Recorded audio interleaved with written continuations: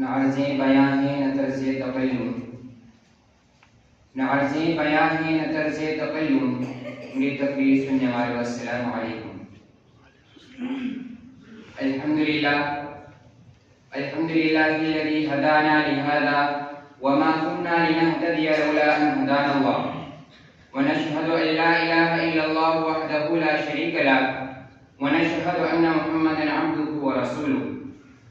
قال الله تبارك وتعالى في الكلام المجيد والفرقان الحميد: اعوذ بالله من الشيطان الرجيم، بسم الله الرحمن الرحيم، اتل ما اوحي اليك من الكتاب واقم الصلاة۔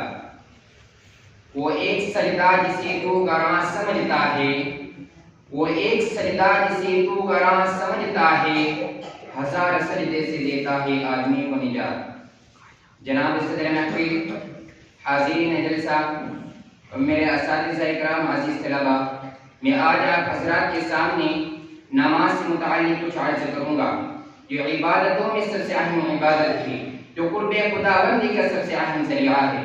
دعا کیجئے کہ اللہ تعالیٰ مجھے صحیح کہنے اور ہم سب کو اس پر عمل کرنے کی توفیق نصیب فرمائے، اس لیے کہ اللہ اگر توفیق نہ دے انسان کے بس کی بات نہیں، اللہ اگر توفیق نہ دے انسان کے بس کی بات نہیں، فیضان محبت عام بھری عرفان محبت عام نہیں۔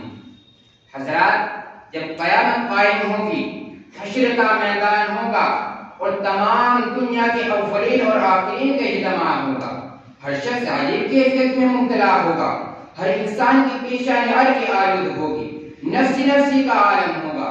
قرآن نے اس کا تذکرہ عجیب انداز اور اچھی طریقے سے بھیجا ہے۔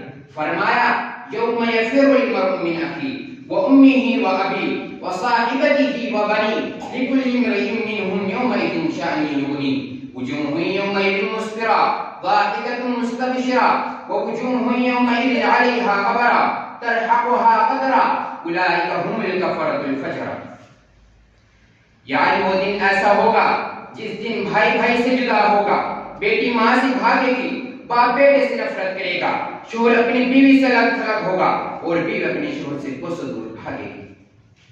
غرض اس دن ہر انسان میں شان بے نیازی ہوگی، ہر شخص بے چینی و گھبراہٹ کے عالم میں مبتلا ہوگا۔ اللہ تعالیٰ کی جانب سے بھی ارشاد ہوگا کہ آج یہاں نہ تمہارے دوست احباب کام آئیں گے، نہ تمہارے محلات تمہیں بچا سکیں گے، آج تو صرف اور صرف تمہارے اعمال کام آئے گی، تمہاری دیانت و امانت، تمہاری صداقت و روحانیت آج اس یوم الجزا سے تمہیں بچا سکے گی۔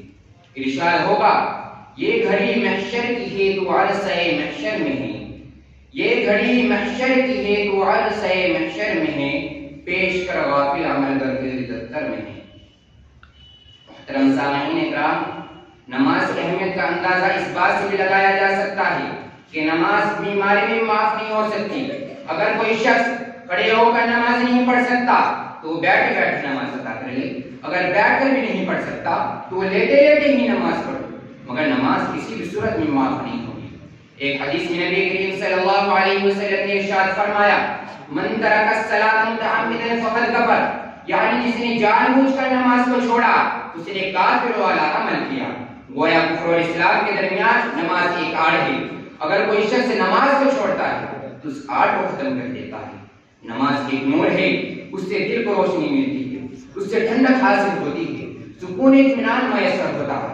فرمایا: مدنی تاجدار، ہم غریبوں کے غمگسار، سید الابرار و اختیار، آقائے نامدار، شہنشاہ کی وقار، رئیس القرب، رحمت للعالمین، سید المرسلین، طٰہٰ و یاسین، جایہ ساز درد مندہ، نازش ہر دو جہاں، سیاہ لامکہ، عبد المطلب کے آنکھوں کی تاری، کونین میں سب سے انوکھے سب سے نرالی، دائی حلیمہ کی جگر پاری، سیدہ آمنہ کے آنکھوں کی تاری، رب کے دلارے، احمد مجتبی، کملی والے مصطفیٰ محمد عربی صلی اللہ علیہ وسلم نے ارشاد فرمایا: قرۃ عینی فی الصلاۃ، میری آنکھوں کی ٹھنڈک نماز میں۔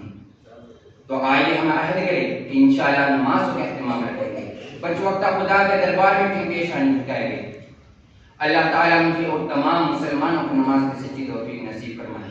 میں اس شاعر کے ساتھ اپنی تقریر کو ختم کرتا ہوں کہ اس کے در پہ سکون ملتا ہے، کہ اس کے در پہ سکون ملتا ہے، اس کی عبادت سے نور ملتا ہے، جو جھک جائے اس کے آگے سجدے میں اسے سب کچھ ضرور ملتا ہے۔ واقعہ دعوانا الحمدللہ رب العالمین۔ ماشاءاللہ، یہ تھے محمد طلحہ کی شان۔ اب میں اس کے بعد دعوت دینے جا رہا ہوں